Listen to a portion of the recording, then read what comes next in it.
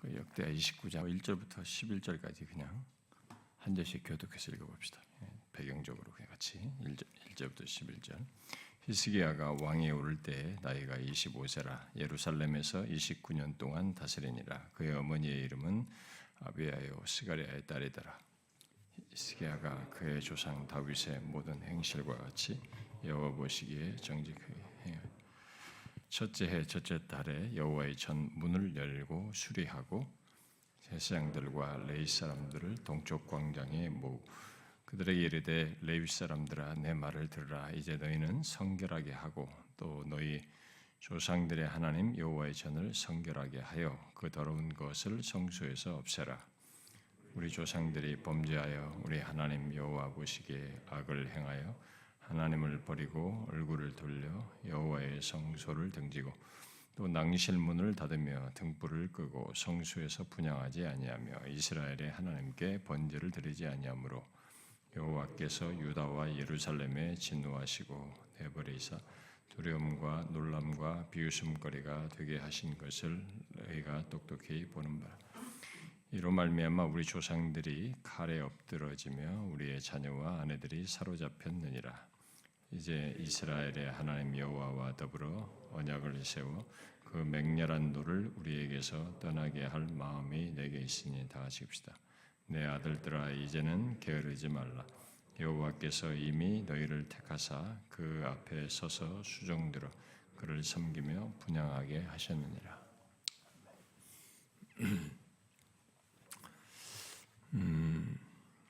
제가 이 내용을 우리 참교추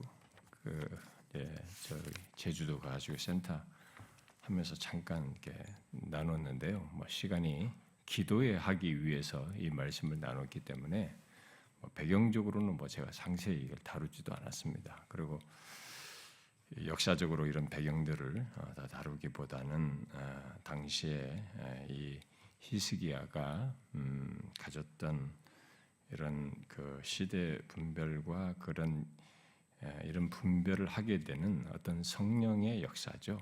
성령의 조명하심 이런 것에 대해서 이제 비추어서 얘기를 했습니다.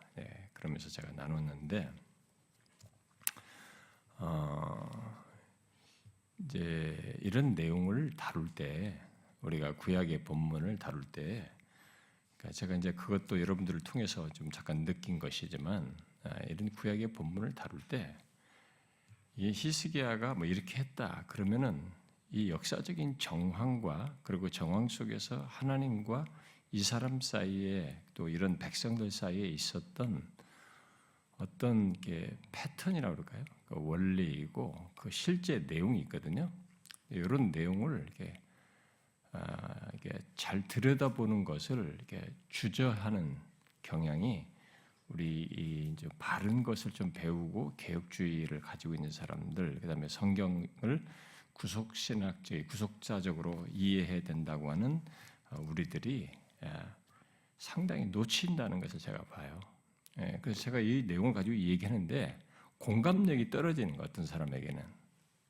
그게 제가 이 개혁주의나 이런 성경을 해석하는 이렇게 성경을 이렇게 복음 중심적으로 구속사적으로 해석하는 사람들이 분명히 저도 그렇게 하고 있고 그렇게 하려고 하는데 그렇게 하는 사람들이 항상 미시되어 있고요.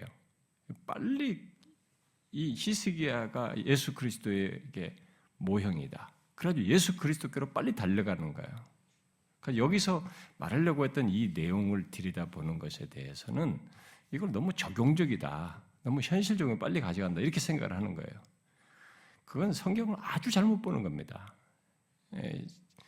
저는 여기서 최소한 제가 그때도 얘기를 했지만은 잘 보십시오. 우리가 이 신약 시대에 이렇게 오순절 성령 강림 예수 그리스도의 부활 승천으로 다 성취되고 나서 이 구속사적인 성취를 다 완성하고 나서 약속한 대로 성령을 부어 주셨습니다. 온 나라와 족속에 다 이제 세상에 이제 성령이 부어지는 그 역사가 스타트가 됐습니다. 성취잖아요. 구속사적인 성취잖아요. 그런 이제 의미에서 보면 구약과 신약에서의 성령의 역사와 이런 구속사적 성취에서의 성령의 어떤 사역의 이 범위나 이런 것에서는 분명히 차이가 있습니다. 그러나 구약 성경에서도 성령의 역사는 그리스도의 영으로서 존재하여서 동일한 특성을 가지고 있습니다. 하나도 차이가 없습니다. 여기에 대해서 우리가 이렇게 신구약을 나누는 것은 그건 좀 제가 볼 때 너무 이렇게 성경을 세대주의자까지는 아니어도 또 다르게 잘못 해석하는 것이라고 저는 봅니다. 이때 당시에 구약 시대에 역사하시는 영은 성령은 무슨 이제 이렇게 구속사적이신 성취의 어떤 연결선상에서 역사하는 영을 우리가 흔히 그리스도의 영이라고 하잖아요.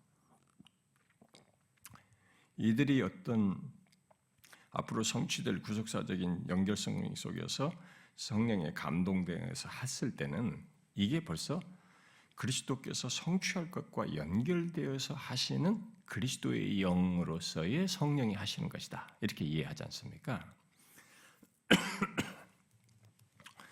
그런 면에서 이제 그런 연결성을 가지고 있어서 분명히 이제 구속사적인 저희 예수 그리스도 안에 성취될 그것으로 가게 되죠. 예를 들어서 구약의 어떤 것들을 그렇게 이해하고 그래서 이제 오늘날 이 학자들이 성경신학자들이 이렇게 박사학위 논문을 쓸 때 유니크해야 되거든요. 남들이 쓰지 않고 타치하지 않은 것을 자기가 다뤄야만이 이게 학문 박사 학위의 주제의 이 타당성이 되기 때문에 그러게 하기 위해서 자기만의 또 다른 관점, 또 새로운 것을 자꾸 얘기하려고 합니다. 그러면서 성경신학 안에서 이제 구약 성경신학 하는 사람들도 이제 그런 것을 좀 발전을 시키긴 하지만 이제 많은 사람들이 은근히 성경신학이 하나의 프리즘으로 확 묶어두는 미스테이크를 합니다. 우리가 옛날에 우리 신약신학 공부할 때도 그랬잖아요. 성경신학도 어떤 것에 묶어두려고 하는 유혹을 빠집니다. 그러니까 조직신학이 너무 이렇게 교리로 성경을 다 체계화했다고 지적을 많이 하면서 성경신학이 성경 텍스트를 가지고 얘기한다고 하지만 성경신학도 또다시 자기들의 어떤 틀로 묶습니다. 그래서 건너뛰는 게 많아요. 그래서 이 성경신학과 조직신학은 반드시 조화를 이루어야 된다, 함께 가야 된다라는 얘기를 결국은 이제 그런 한계를 각각 가지고 있기 때문에 이제 얘기를 하는 것인데, 제가 이 얘기를 왜 이 얘기를 하냐면요, 여기서 히스기야에게서 역사하셨던 동일한 성령의 그 특성이 오늘날 우리 시대에도 나는 있고 있어야 된다고 믿기 때문에 얘기하는 겁니다.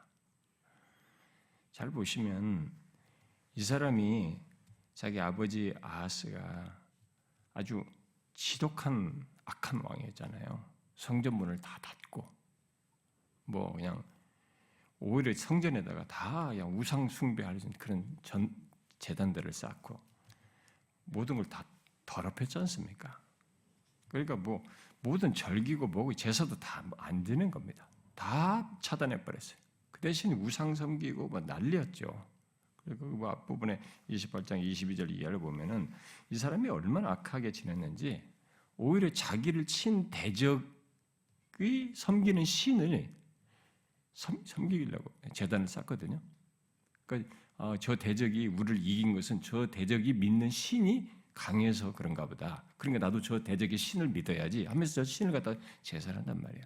이럴 정도로 아둔한 사람이에요. 그래서 그러면서도 이 하나님 여호와의 전에서 제사하는 모든 걸 다 차단해 버리다. 그런 왕 밑에서 자란 아들이란 말이에요. 이 아들이 근데 어떻게 갑자기 자기가 왕이 오르자마자 거기 말한 것처럼 첫째 딸 그리고 초하루에 뒤에 17절 가보면 초하루에 바로 성전문부터 열고 제사장들을 불러가지고 야 바로 이 여호와의 전부터 열고 성결케 해라. 어떻게 이럴 수 있느냐는 거죠. 이걸 뭘로 설명할 수 있습니까? 이것은 많은 학자들이 말한 것처럼 이건 그리스도의 영이에요. 성령이 아니고서는 이런 거룩한 소욕이 일어날 수가 없습니다. 그래서 퀘스천이 우리는 그러면 성령께서 이 사람에게 도대체 어떤 스파크를 일으켰냐, 어떤 접촉점이 있었느냐, 어떤 역사가 이 사람에게 있었느냐라는 질문이 생기는 겁니다. 그랬을 때 두 가지를 제가 이제 꺼낸 겁니다. 하나는 이제 8절에 이렇게 여호와께서 유다와 예루살렘에 진노하셔서 내버리사 두려움과 놀람과 비웃음거리가 되게 하신 것을 너희가 똑똑히 보는 바다라는 이런 모세의 율법에 말한 것의 성취로서의 현실 인식을 한 겁니다. 그랬을 때 여기 두려움과 놀람과 비웃음거리가 된다 이런 것은 하나님의 율법에서 신명에서 말한 걸 불순종하면 이렇게 하겠다라고 한 것이 우리 현실에 이루어졌다라고 하는 율법에 근거한 현실 인식을 한 겁니다. 결국 하나님의 말씀에 비추어서 그 율법이 모세의 율법이 이 사람에게 먼저 스파크가 일어난 겁니다.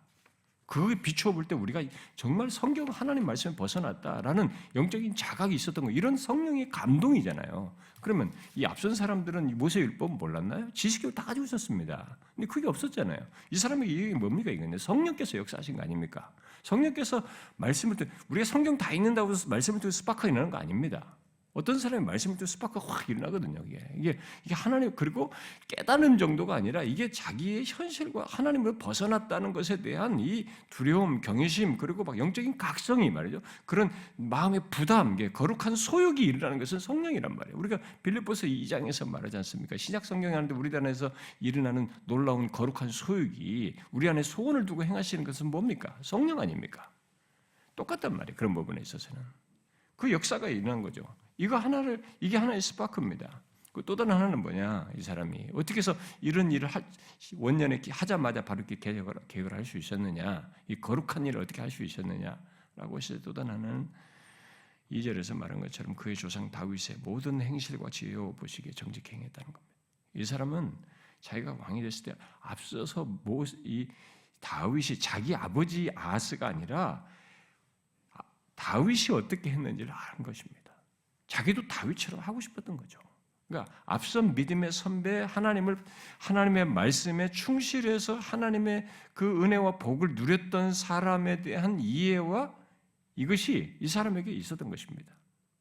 그래서 제가 옛날에 그 열린교회에서 무슨 신학 세미나인가 뭔가 한다고 그 개입에 좀 설교해 달라고 그래서 제가 한번 가서 얘기하면서 그런 얘기를 했어요. 우리가 이제 앞선 계획주의 선배들을 왜 가치 있게 볼 수밖에 없냐, 오늘 이 시대 우리들이. 그들이 이렇게 다윗 같은 케이스입니다. 그래서 우리가 하나님의 말씀과 그리고 그 말씀에 따라서 충실하게 살았던 샘플들이 우리에게 상당히 실천적으로 도움이 주는 거거든요. 그 사람들이. 그 개혁주의 선배나 믿음의 선배들이. 그들을 따르는 것이 우리에게는 상당한 후배로서는 도움이 된다.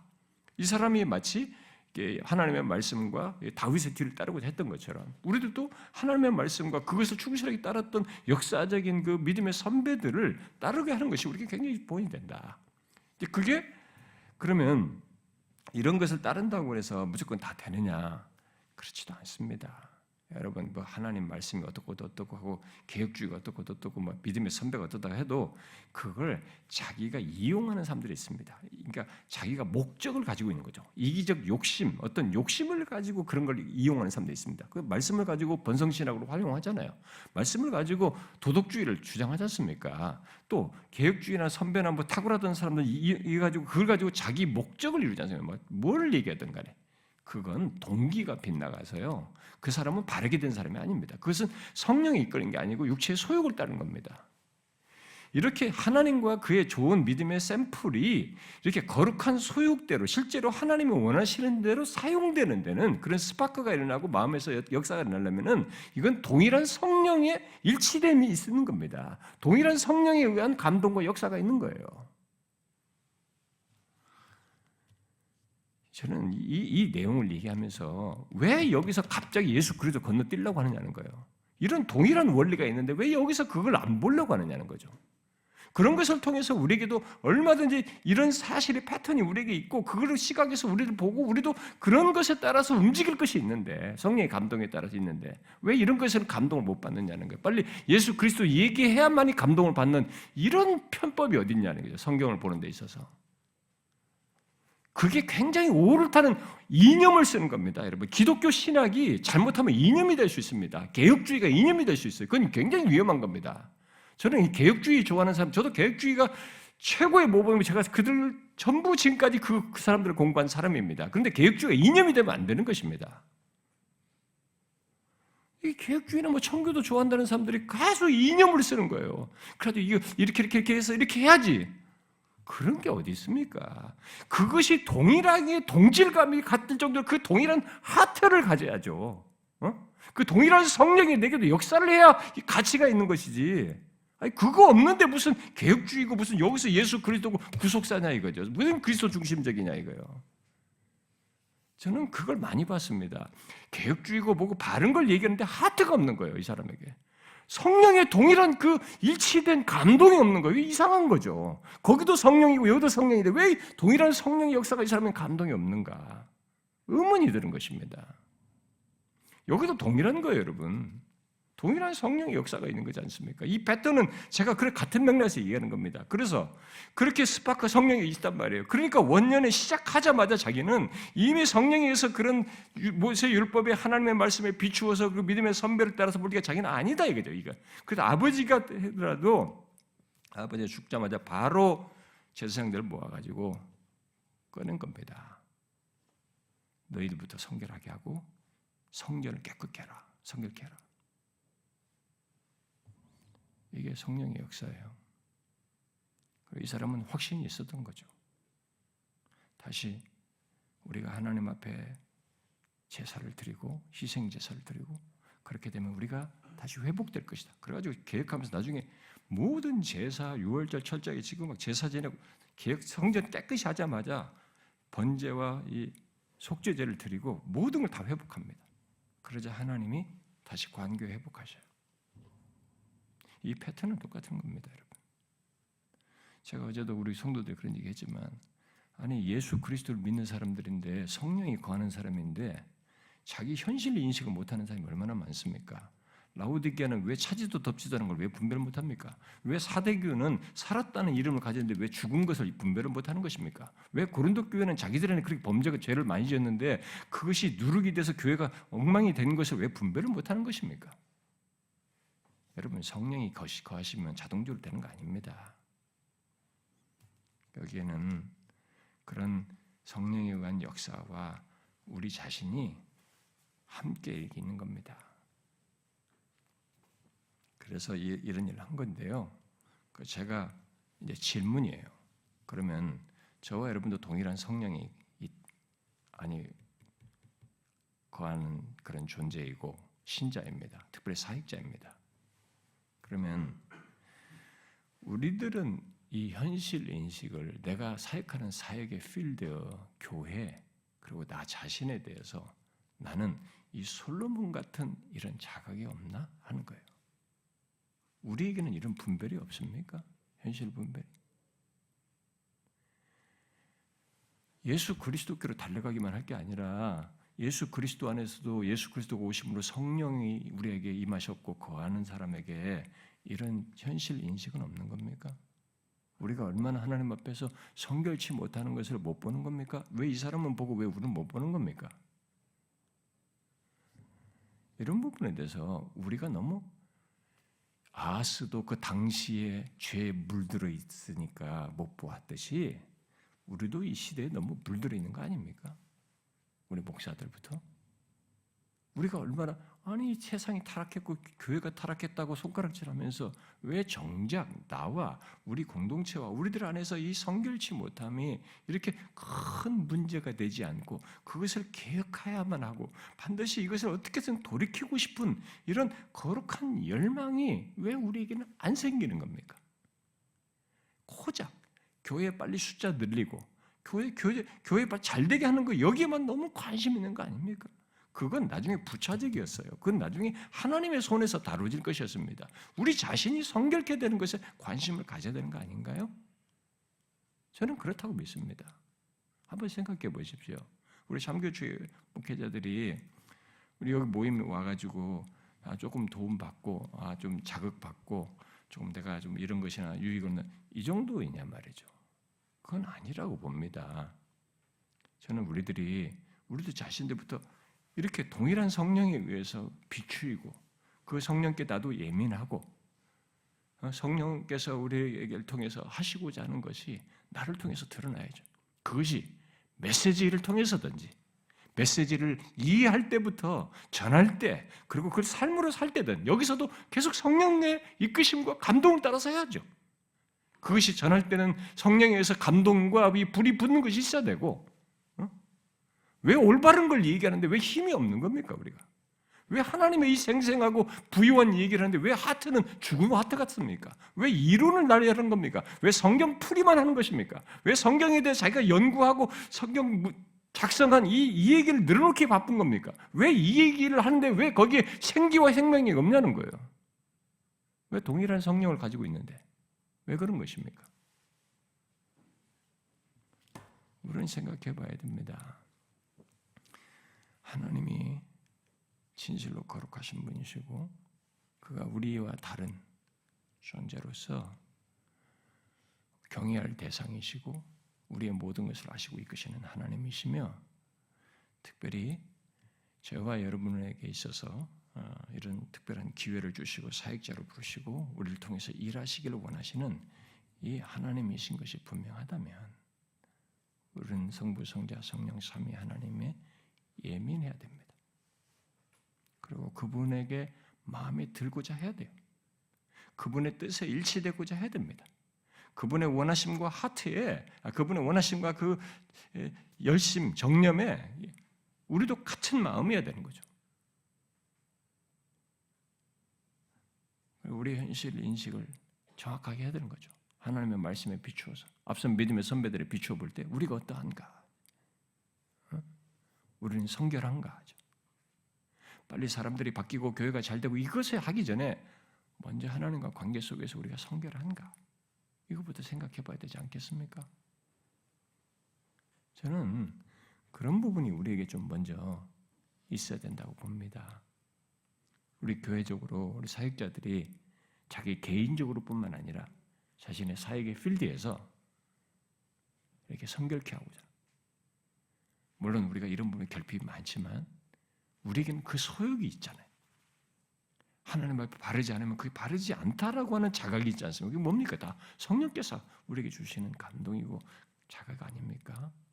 그것에 따라서 성결치 않은 것들을 바로 잡아야죠. 이 사람이 다 성결케 하지 않습니까? 이 필요가 우리에게 똑같이 있지 않습니까? 순서를 잘 지키십시오, 여러분. 항상 적극적인 걸 건너뛰지 말고 성경이 말하는 소극적인 것을 항상 내포한 적극적인 것이 되도록 하셔야 됩니다. 뭐뭐뭐들 하지 않고 뭐뭐뭐 하라는 것, 하지 않고를 잘 다루는 이 하지 않고에는 주로 죄가 있습니다. 죄를 다뤄야죠. 우리들이 죄를 품고 있으면서 사역을 잘할 것이다. 그런 걸 대충 다루면서 위선하면서 하나님의 역사를 볼 것이다. 그건 하나님을 속이겠다는 얘기입니다. 하나님이 속아지십니까? 그런 일은 없는 겁니다. 우리 목회자들은 제일 하나님 얘기 많이 합니다. 그럼 우리가 말하는 그 하나님이 어떤 분이신지에 대해서 정확해야 됩니다. 그가 우리에게 속는 분이냐는 거죠. 절대 안 속습니다. 하나님과의 관계는 성결해야 되는 겁니다. 이런 부분에 대해서 우리가 같이 고민하고 그런 모습과 이런 사역 속에서 하나님의 역사를 보고자 해야 되지 않나. 한번 생각해 보십시오. 한 해를 또 마무리하고 또 새해를 맞는데 뭐 이 시기가 아니라 우리의 일생 자체가 하나님과 관계 속에서는 성결해야 된다. 근데 그게 그렇지 않다고 할 때는 그것부터 하나님 앞에 좀 은혜를 얻고자 해야 되지 않나.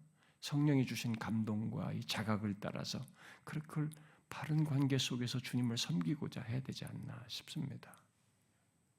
저와 여러분이 그럴 수 있으면 좋겠어요. 자, 기도합시다.